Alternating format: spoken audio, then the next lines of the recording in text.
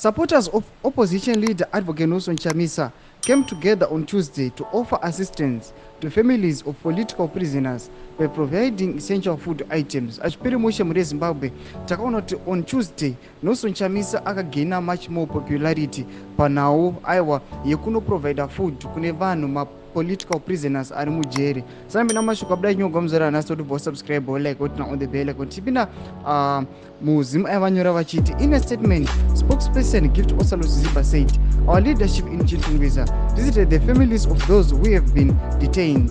They showed kindness and generosity by distributing food hampers and also provide school uniforms to Edith Mundia's daughter. We are grateful for these compassionate acts of solidarity and responsible leadership which define our movement. Ndo mashoko anoita kwafana pana Osalo Ziziba anochipostiwa pahendo yavo yeZimai. Toona mapictures tiona aiwa Nelson Chamisa achinzi aiwa is now the authentic citizen coalition for change yakaintegrate yabatana neblue movement. Vanhu vakava grateful navo notoona kuti aiwa vanhu vakabatwa the Avondale 78 tiona vanhu vakuramba vachingobatwa makaona zvava zvakaitwa vanhu vezinhasu muzuva ranezuro zvinyatso kuratidza kuti aiwa the regime amenoti iri kutya maprotest but upcoming SADC summit oro kunguva oppressive zvavo noda kuti mapurisa ari kuzonya kuva brutal.